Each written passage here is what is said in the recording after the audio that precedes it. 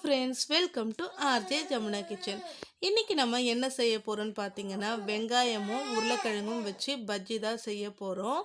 இது evening snacks ரொம்பவே சூப்பராக இருக்கும். கூடவே காஃபி இல்லைன்னா டீ வச்சுட்டு சாப்பிடும்போது அவ்வளோ டேஸ்ட்டாக இருக்கும். இதை செய்கிறதுக்கு ரொம்ப டைம் எடுக்காது. வாங்க வீடியோக்குள்ளே போகலாம். இதுக்கு முன்னாடி நம்ம சேனலை ஃபஸ்ட் டைம் பார்க்குறீங்கன்னா சப்ஸ்கிரைப் பண்ணிக்கோங்க. பக்கத்தில் இருக்கிற பெல் ஐக்கானையும் ப்ரெஸ் பண்ணிவிட்டு ஆல்னு கொடுங்க. வாங்க போகலாம். பஜ்ஜி போடுறதுக்கு நான் ஆனியனும் ஒரு உருளைக்கிழங்கும் இருக்குது. நான் அதை கட் பண்ணி வச்சுருக்கேன். இப்போது நம்ம பஜ்ஜிக்கு மசாலா ரெடி பண்ணிடலாம். ஒரு பவுல் எடுத்துக்கோங்க. நான் பஜ்ஜி மாவு சேர்த்துக்கிறேன். வெறுமனே பஜ்ஜி மாவு மட்டும் போட்டு செஞ்சாலுமே நல்லா தான் இருக்கும். இந்த மாதிரி நான் செய்கிற மாதிரி ஒரு வாட்டி நீங்கள் செஞ்சு பாருங்கள். ரொம்பவே டேஸ்ட்டாக இருக்கும். ரொம்ப கிறிஸ்பியாகவும் இருக்கும். பஜ்ஜி மாவு எடுத்திருக்கேன். இது கூட வந்துட்டு ஒரு டேபிள் ஸ்பூன் வந்துட்டு கார்ன்ஃப்ளவரு, ஒரு டேபிள் ஸ்பூன் வந்துட்டு அரிசி மாவு, இதுக்கு தேவையான அளவு உப்பு. ஆல்ரெடி அந்த பஜ்ஜி மாவுலேயே உப்பு இருக்கும். நம்ம எக்ஸ்ட்ரா ஆட் பண்ணுற மசாலாவுக்கு மட்டும் நம்ம கொஞ்சமாக உப்பு சேர்த்துக்கலாம். பெருங்காயம் கொஞ்சமாக ஒரு அரை டேபிள் ஸ்பூன் சேர்த்துக்கோங்க.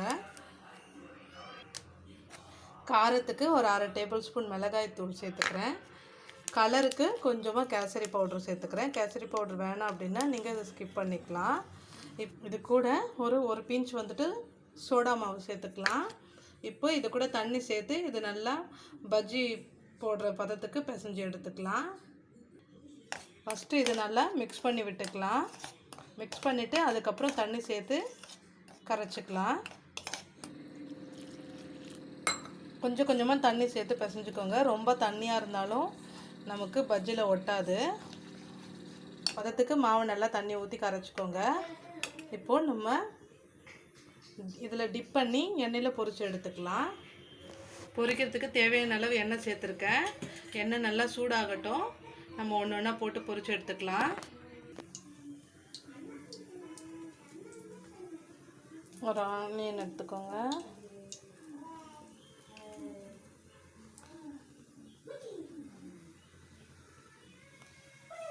இப்போ எண்ணெயில் போட்டுக்கலாம். ஒன்றெல்லாம் போட்டுக்கலாம். நீங்கள் வெறும் இந்த பஜ்ஜி மாவு மட்டுமே கூட நீங்கள் மிக்ஸ் பண்ணி போடலாம். இன்னும் நான் செஞ்ச மாதிரி நீங்கள் செஞ்சீங்க அப்படின்னா இன்னும் கிறிஸ்பியாக நமக்கு பஜ்ஜி வந்துட்டு நல்ல மொறுன்னு நல்ல டேஸ்ட்டாக கிடைக்கும். நீங்கள் ஒரு வாட்டி இந்த மாதிரி ட்ரை பண்ணி பாருங்கள் உங்கள் வீட்டில். என்ன ஆனியனும் பார்த்தீங்கன்னா பெரிய ஆனியனாக எடுத்திங்கன்னா உங்களுக்கு நல்லா பெரிய சைஸில் பஜ்ஜி கிடைக்கும். இப்போ எல்லாத்தையும் திருப்பி விட்டுக்கலாம்.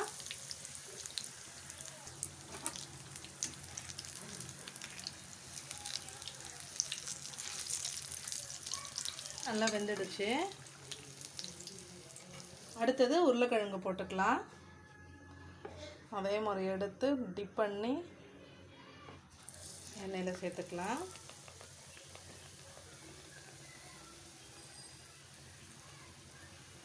அப்பளம்லாம் இருந்ததுன்னா கூட நீங்கள் அப்பளம்லாம் கூட போட்டுக்கலாம்.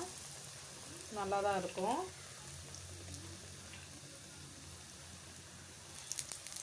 திருப்பி விட்டுக்கலாம்.